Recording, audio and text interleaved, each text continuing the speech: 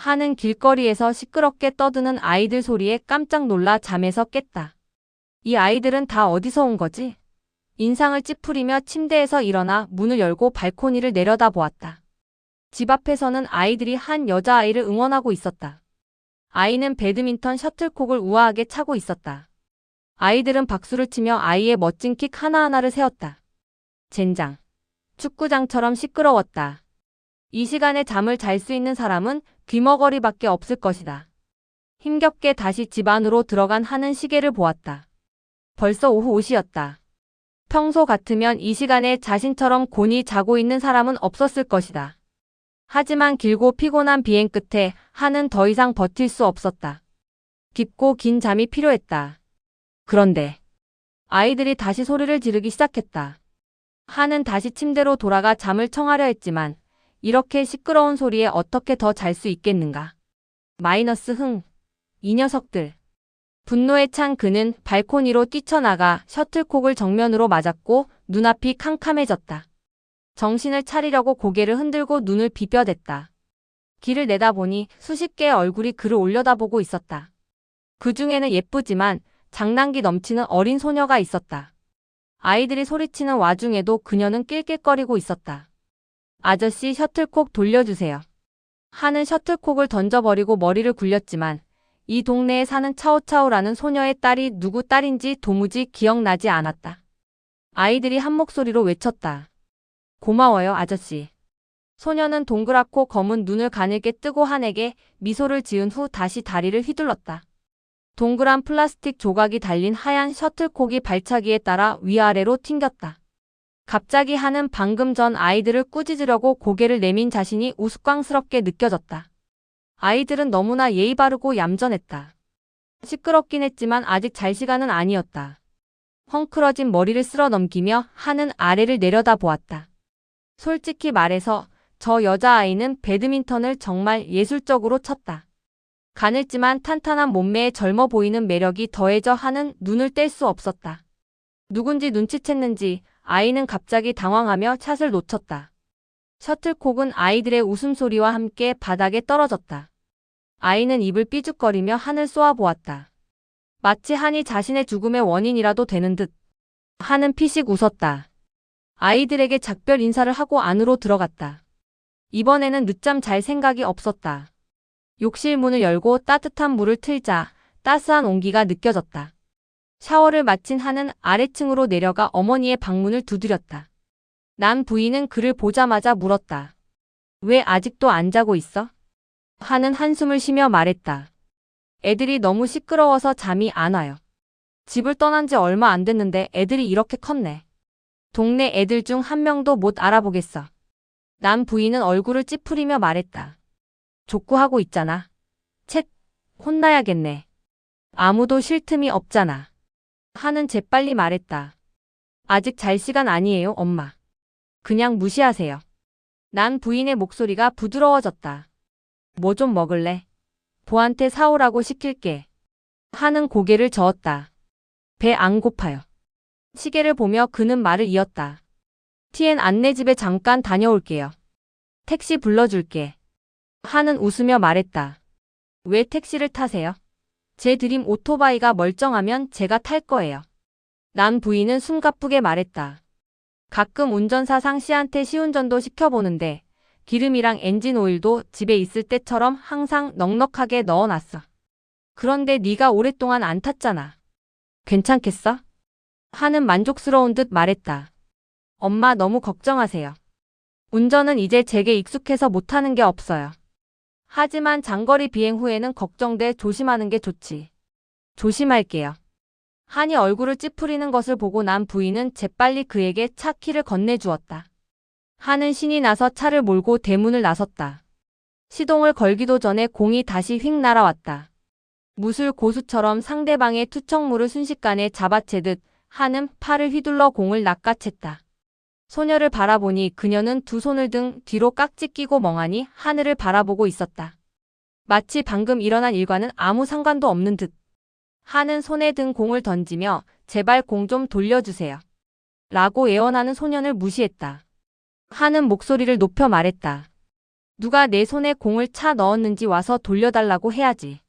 하는 소녀가 입을 삐죽 내밀더니 거만한 태도로 차 앞으로 걸어오는 것을 잠깐 보았지만 소녀는 아무 말도 하지 않고 계속 걸어왔다.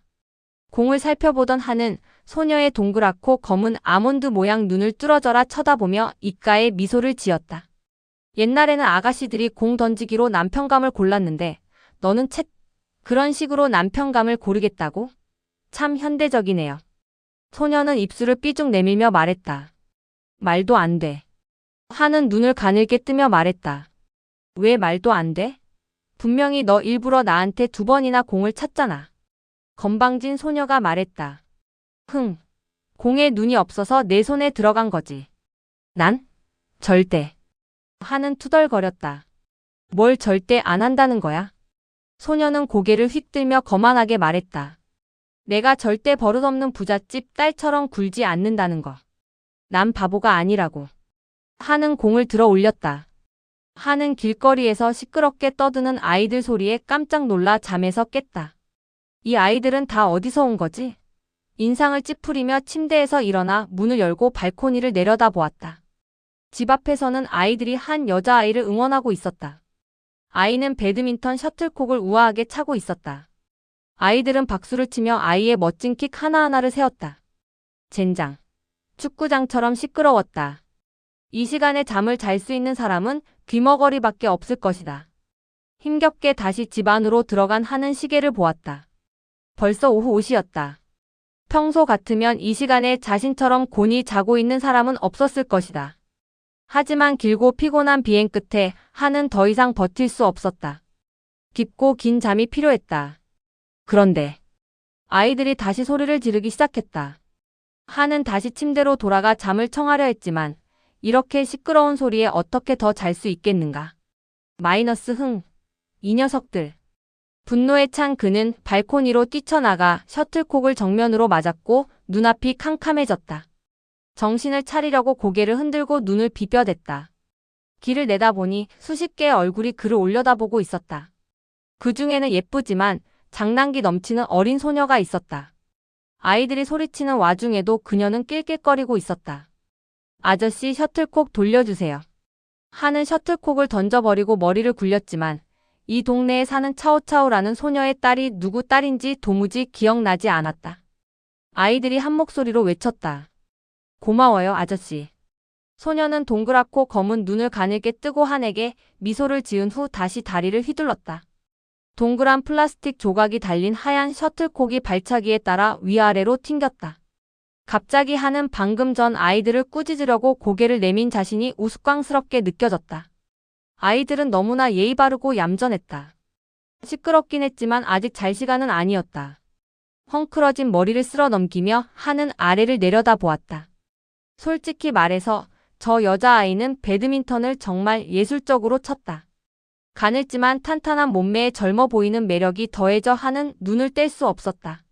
누군지 눈치챘는지 아이는 갑자기 당황하며 샷을 놓쳤다. 셔틀콕은 아이들의 웃음소리와 함께 바닥에 떨어졌다. 아이는 입을 삐죽거리며 하늘 쏘아보았다. 마치 한이 자신의 죽음의 원인이라도 되는 듯. 하는 피식 웃었다. 아이들에게 작별 인사를 하고 안으로 들어갔다. 이번에는 늦잠 잘 생각이 없었다. 욕실 문을 열고 따뜻한 물을 틀자 따스한 온기가 느껴졌다. 샤워를 마친 하는 아래층으로 내려가 어머니의 방문을 두드렸다. 남 부인은 그를 보자마자 물었다. 왜 아직도 안 자고 있어? 하는 한숨을 쉬며 말했다. 애들이 너무 시끄러워서 잠이 안 와요. 집을 떠난 지 얼마 안 됐는데 애들이 이렇게 컸네. 동네 애들 중 한 명도 못 알아보겠어. 남 부인은 얼굴을 찌푸리며 말했다. 족구하고 있잖아. 쳇, 혼나야겠네. 아무도 쉴 틈이 없잖아. 하는 재빨리 말했다. 아직 잘 시간 아니에요, 엄마. 그냥 무시하세요. 난 부인의 목소리가 부드러워졌다. 뭐 좀 먹을래? 보한테 사오라고 시킬게. 하는 고개를 저었다. 배 안 고파요. 시계를 보며 그는 말을 이었다. 티엔 안내집에 잠깐 다녀올게요. 택시 불러줄게. 하는 웃으며 말했다. 왜 택시를 타세요? 제 드림 오토바이가 멀쩡하면 제가 탈 거예요. 남 부인은 숨가쁘게 말했다. 가끔 운전사 상 씨한테 시운전도 시켜보는데 기름이랑 엔진 오일도 집에 있을 때처럼 항상 넉넉하게 넣어놨어. 그런데 네가 오랫동안 안 탔잖아. 괜찮겠어? 하는 만족스러운 듯 말했다. 엄마 너무 걱정하세요.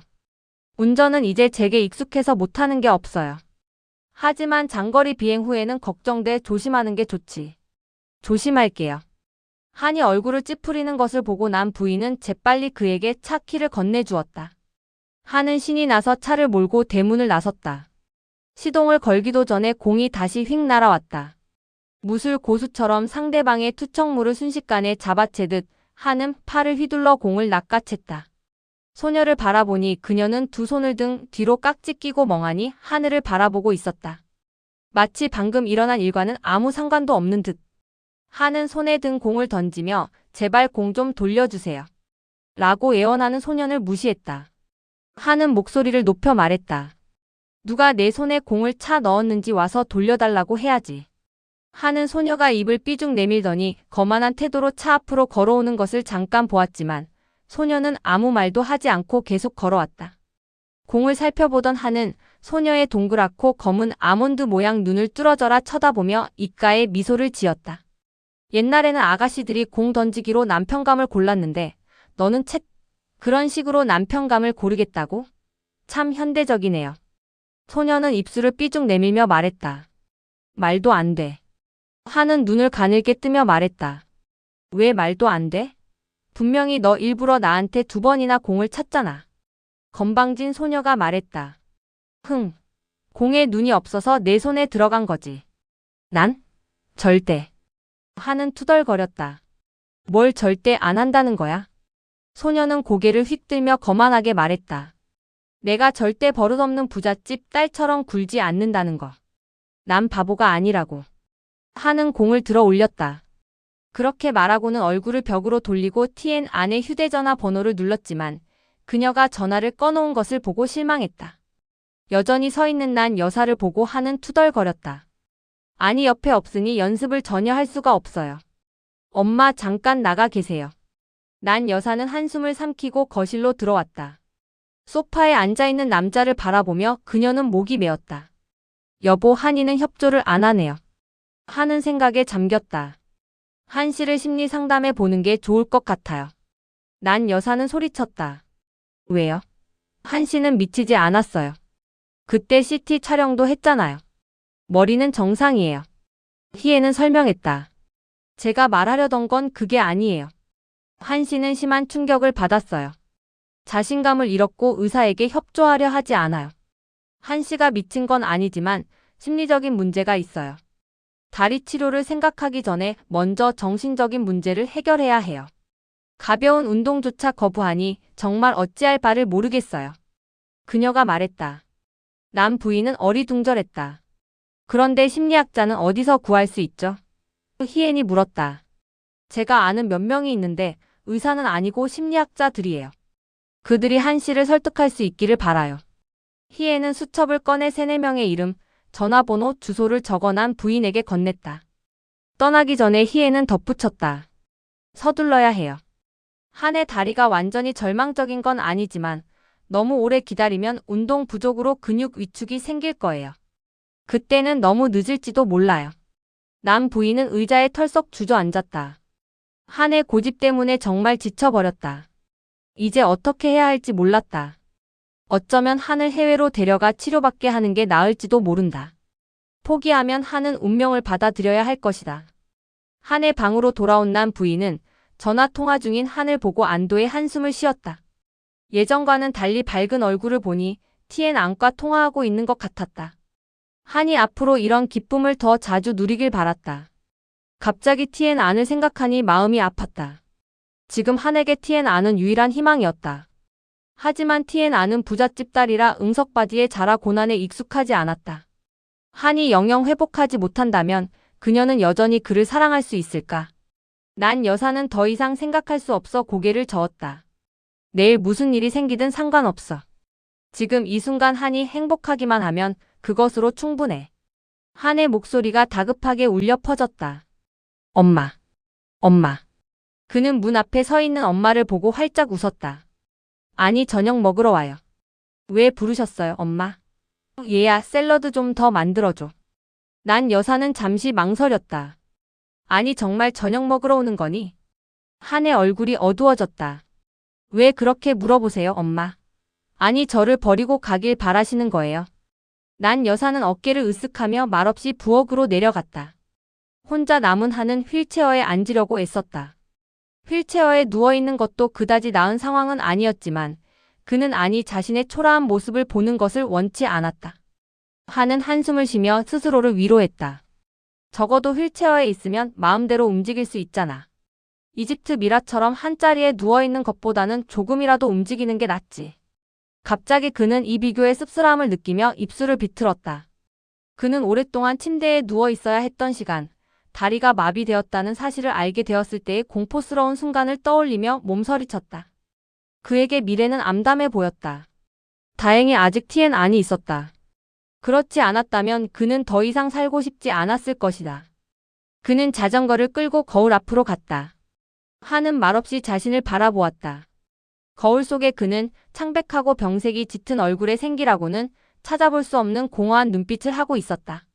한 자신조차 자신의 모습을 보는 것이 역겨웠는데 하물며 남을 보는 것은 상상도 할 수 없었다. 한은 한숨을 억누르며 자전거를 끌고 햇볕이 내리쬐는 베란다로 나갔다. 대문을 바라보며 그는 기다리는 동안 햇볕을 쬐었다. 밖에서는 아이들이 그의 집 앞 인도에서 족구 HACKY 생을 하고 있었다. 아이들의 함성 소리와 공을 가지고 뛰놀고 있는 모습을 보니 부러웠다. 한은 더 이상 그들처럼 놀 기회가 없다는 것이 안타까웠다. 마음속에 얄팍한 질투심이 솟구쳤다. 그는 다리를 사용하는 모든 운동을 싫어했다. 예전에는 축구에 너무 빠져서 밥 먹는 것도 잠자는 것도 잊곤 했다. 하지만 이제는 수십 명의 건장한 남자들이 경기장에서 힘겹게 공을 드리블하고 차는 모습을 보는 것조차 두려웠다. 전반적으로 하는 근육, 남자의 힘과 관련된 모든 것을 두려워하는 것 같았다. 그는 완전히 자신감을 잃었다. 시계를 보며 한은 점점 초조해졌다. 지금은 계단을 오를 수 없으니 아니 그렇게 잔인하게 약속을 어기지는 않을 거라고 생각했다. 하지만 이렇게 유연한 일정으로 만남 시간을 정해놓은 것은 아니 그에게 마음대로 행동하도록 내버려 두는 것이 분명했다. 자전거를 집 안으로 끌고 들어간 그는 휴대전화를 집어들고 아내에게 전화를 걸었다. 아내 어머니의 쓰라린 목소리가 들려왔다. 마이너스 또 너니? 아니 방금 집을 나갔어. 내 집에 갔는지 다른 데 갔는지는 모르겠지만 왜 애를 그렇게 통제하는 거야? 아니는 자유가 있잖아. 한이 뭐라고 말하기도 전에 아내 엄마는 갑자기 전화를 끊어버렸고 한은 머리가 지끈거리는 것만 남았다. 아픈 사람을 그렇게 대하다니 너무 몰인정했다. 너무 화가 나서 어떻게 진정해야 할지 몰랐던 한은 그때 아이들이 마치 도적대처럼 소리를 지르기 시작했다. 진정할 수 없었던 한은 엄마를 불렀다. 엄마를 보자마자 한은 투덜거렸다. 마이너스 엄마, 저 말썽꾸러기 애들 좀 쫓아내줘. 남 부인이 소리쳤다. 마이너스 너를 괴롭혔니? 한은 퉁명스럽게 대답했다. 마이너스 아니요, 그냥 애들이 보기 싫었어요. 남 부인은 잠시 망설였다. 마이너스 누가 그랬겠어? 걔네들은 항상 저렇게 놀았잖아. 한은 반박했다. 전에는 달랐고 지금은 달라요. 엄마는 전에는 이렇지 않았잖아요. 남 부인은 한을 바라보며 가슴이 아팠다. 고통을 참고 조용히 대문으로 걸어가며 죄책감 어린 목소리로 말했다. 착한 아이들아, 공원에 가서 놀렴. 오늘 머리가 너무 아파서 너희들 시끄러운 소리를 견딜 수가 없구나. 아이들은 순순히 그녀의 말을 듣고 나갔다. 다시 조용해졌지만 한은 여전히 짜증이 났다. 기다리는 게 너무 싫었다. TN아는 그걸 알면서도 무정하게 그를 그 자리에 앉혀놓고 매 순간을 세게 했다. 한이 절망에 빠져 괴로워하고 있을 때 안이 나타났다. 그녀는 차에서 내리지 않고 계속 경적을 울렸고 운전사는 급히 내려 대문을 열었다. 휠체어에 앉아있던 한은 마치 여자친구와 첫 데이트를 하는 10대 소년처럼 긴장했다. 그는 불안한 듯 복도에서 안의 발소리를 따라갔다. 그리고 눈부시게 밝은 오렌지색 드레스를 입고 거실로 들어오는 그녀를 보고는 깜짝 놀랐다. TN아는 희미하게 미소 지었다. 왜 그렇게 쳐다봐요? 한은 그녀의 손을 잡았다. 너무 보고 싶어서 그리움을 달래려고 쳐다봤어요. 매일매일 기다리게 한 건 정말 당신 잘못이에요. 티엔 아는 하늘 힐끗 쳐다보았다. 기다리게 하고 싶지 않았어요. 그러니까 저를 탓하지 마세요. 너무 불공평해요. 아는 한의 손을 살며시 놓고 소파에 느긋하게 앉았다. 한은 마지못해 몸을 돌려 그녀에게 더 가까이 다가갔다. 저한테 화났어요? 아니 나른하게 물었다. 아니요. 하지만 그동안 있었던 일들 때문에 너무 지쳤어요. 한이 바로 말했다. 당신이 저를 걱정해주는 거 알아요. 그게 저를 행복하게 해요. 티엔 아는 한을 바라보았다. 아마도 무언가 말하려던 참이었던 것 같지만 그녀는 말을 멈췄다. 두 사람은 침묵에 잠겼다. 한은 안을 품에 안고 예전처럼 열정적으로 키스하고 싶었지만 안의 차가운 태도 앞에서 그의 간절한 마음은 사라져 버렸다. 그들이 열정적인 사랑의 키스를 나눈 지는 꽤 오래되었다. 그저 이마와 뺨에 스치는 형식적이고 덧없는 키스뿐이었다. 티엔 아는 그가 깨어나 자신을 본 첫날처럼 끊임없이 울지 않았다. 그가 영구적인 장애를 가질지도 모른다는 사실을 알았을 때도 놀라고 당황하지 않았다. 그녀는 더 차분하고 침착해졌다. 하지만 안의 침묵은 한을 실망시키고 걱정스럽게 만들었다. 그는 티엔 안을 탓할 수 없었다. 그녀는 당연히 지쳐 있었다. 하지만 그는 환자였고 안은 그를 배려해야 했다. 티엔 안의 목소리가 떨렸다.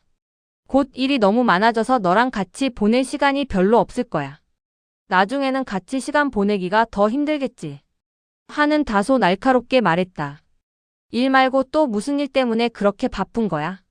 안은 차분하게 대답했다. 학교 다녀. 한은 미간을 찌푸렸다.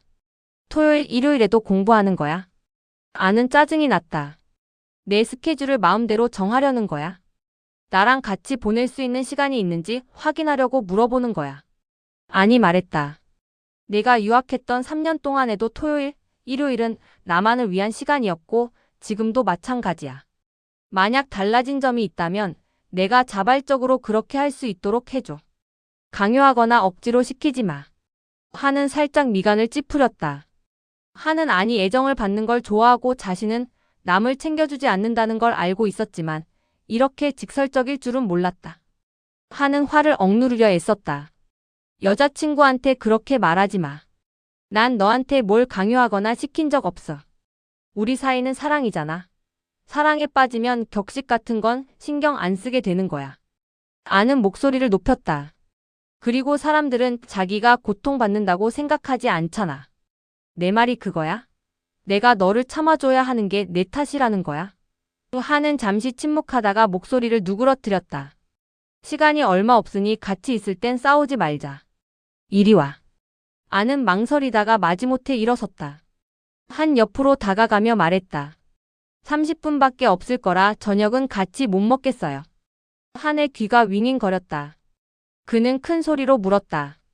뭐? 방금 뭐라고 했어? 안은 차분하게 대답했다. 동료 생일 파티에 가야 해서 안 돼. 한은 입술을 꾹 다물었다. 그럼 아까 전화로 왜 그렇게 약속을 많이 했어? 여기 들르지 말고 바로 갔어야지.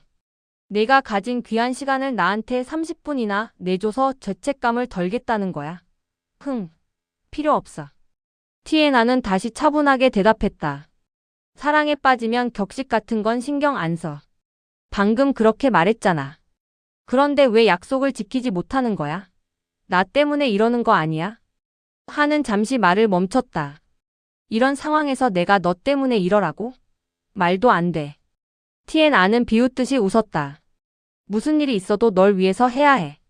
사랑해라고 말했을 때 그렇게 약속했잖아. 두 손으로 휠체어를 꽉 붙잡은 채 그는 물었다. 만약 내가 널 위해 해줄 수 없다면? 안의 비웃는 표정은 여전했다. 그럼 넌 날 더 이상 사랑하지 않는다는 뜻이잖아. 한은 침을 꿀꺽 삼켰다. 안의 함정에 빠진 것 같았다. 너무나 쉽게 속아 넘어갔다. 사랑하고 사랑이 식는 게 그렇게 간단할 수 있을까? 한은 입술을 핥았다. 다시 말해서 내가 널 위해 해줄 수 없다면 너도 날 더 이상 사랑하지 않겠다는 거지. 그냥 추측일 뿐이야. 난 그렇게 생각하지 않아. 한은 말없이 티엔 안을 바라보았다. 그녀의 속마음을 짐작하려 애썼지만 그녀는 말을 마치자마자 거울을 꺼내 자신의 모습을 찬찬히 감상하기 시작했다. 사실 안은 깊이 있는 사람이었을까? 아니면 겉모습만 중시하는 사람이었을까? 두 사람은 4년 동안 서로를 알고 사랑했지만 한이 3년 동안 유학을 떠나 있었기에 함께 시간을 보내며 서로를 알아가는 것은 너무 짧았다. 대륙을 넘나드는 전화통화, 이메일, 채팅으로는 충분하지 않았다. 한은 금세 티엔안을 이해하게 되었다. 귀국 후 한은 사고를 당했고 티엔안은 자연스럽게 그의 든든한 버팀목이 되어주었다. 한은 한때 풋풋했던 사랑에 매달려 삶의 의미를 찾으려 애썼다. 그 버팀목을 잃을 수는 없었다. 그에게 티엔안은 더할 나위 없이 소중한 존재였다. 누군가를 사랑하게 되면 그 사람에게 헌신해야만 한다. 티엔안의 목소리가 마치 설명하듯 울려 퍼졌다. 삶은 점점 더 힘들어지고 있어. 사회에서 자리를 잡는다는 건 쉬운 일이 아니지. 난 2년 넘게 일해왔기에 살아남고 성공하려면 얼마나 열심히 노력해야 하는지 잘 알아. 지금 수습 기간이라서 나에게는 일이 가장 중요하고 그 다음이 너야. 내가 목표를 달성하면. 한은 씁쓸하게 말했다. 그럼 당신이 제일 중요한 사람이 되는 거잖아요? 티에나는 순진하게 말했다. 당신은 나를 너무 잘 이해해. 여자친구를 위해서라도 조금은 희생해야 하지 않겠어? 우리는 자주 못 보겠지만 매일 전화할게. 내 일에 질투하지 마. 그 말을 마치고 티에나는 한의 입술에 키스했다. 그녀에게서 풍기는 립스틱과 향수 냄새는 그를 설레게 하지 않았다.